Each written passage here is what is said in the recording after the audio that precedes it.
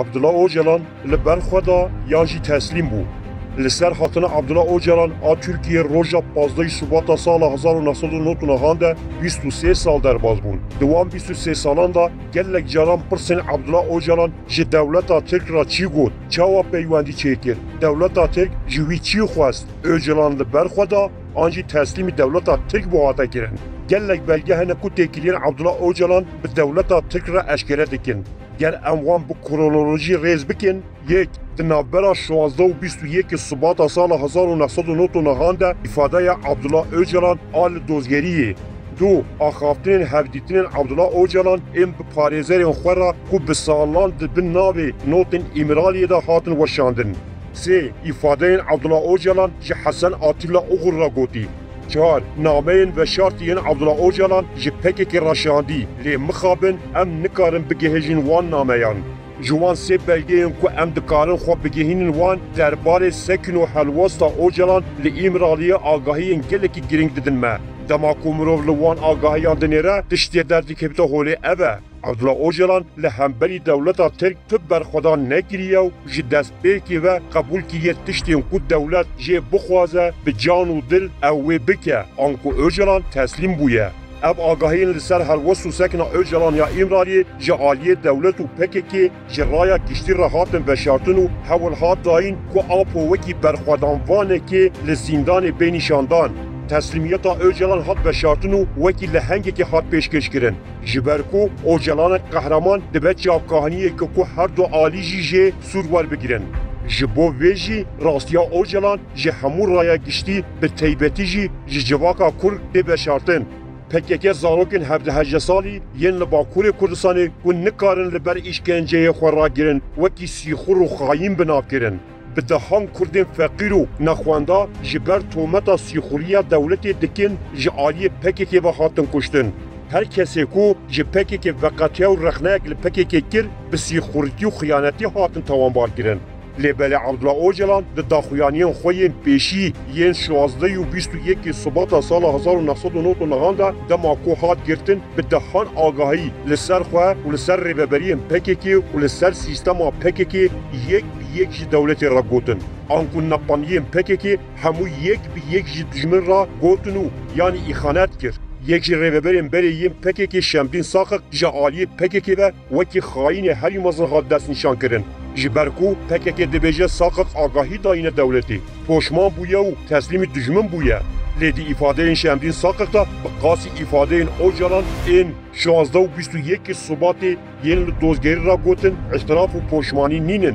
Şemdîn Saqik derbarê sivîlên ku bi qasî Öcalan alîkariya PKK kirine agahî nedan dewletê. Lê yên ku Şemdîn Saqik wekî xayînekê mezin îlan kirî, Abdullah Öcalan wekî qehremanekê îlan kirin. Li derdora Abdullah Öcalan efsaneyekî berxwedanê ya mezin hate afirandin. Lêbelê ev her sê belgeyên giring ên ku me behs kirin rastiya Öcalan ya xwe teslîmbûnê eşkere dikin. Werin em li îfadeyên 6 rûpeliyê ku Abdullah Öcalan ji sê dozgerên dewleta Tirk ên bi navê Talat Şal Nuhmetew Hemze Keleş ên dozgerên dadgeha ewlekariya dewletê ra dane binêrin. Di bin wan îfadeyan de îmzaya Abdullah Öcalan heye. Öcalan sucê çalakiyên întiharê avê ser rêveberên jin û çalakvana. Abdullah Öcalan ku bi şanazî digot ji bo min mirov xwe dişewitîne û xwe diteqînin. Di roja ewla girtina xwe da bişta xwe li wan kesan ku xwe ji bo wî şewîtand û teqandî ziviran. Piştgiriya wan çalakvanan nekir. Di destpêka lêpirsînê da pir sû bersivên serekî wiha ne. Dozger, hat zanîn ku di encama kiriyanên rêxistinên PKK'yê ku ji bo avakirina dewletekê serbixwe ya Kurdistanê li ser axa Tirkiye çalakiyên çekdarî li dar xistiye zêdetirî 1000 pasavan û sivîl mirine. Ew mirin û kuştin ji aliyê rêxistina ku tu serokê wê bûyî û bi sedema fermanên te rûdane û ev yek ji aliyê me ve eşkere ye. Öcalan, rast e ez damezirînerê rêxistina PKK me. Dîsa rast e ku min pêşengiya bê rêxistinê kir û di bin serokatiya xwe da li ser axa Tirkiye dest bi şerê çekdarî kir. Di destpêkê da bi rastî peyvekê me ya avakirina dewleta Kurdistanê hebû. Ev jî rast e. Lê di pêvajoya bûyeran de ez gihiştim wê qenaetê ku ne ji bo avakirina dewletekê Kurdî ya serbixwe. Lê ji bo yêkgirtina Kurdan wek gelê ku beşdarî avakirina komara Tirkiye bûyî bi azadane û bi hera tev bigerin. لسر وی بنگه من دست نشان کر که او دکارم با آزادی خوی آبوری جواکی و سیاسی چاندی به حبر بجین.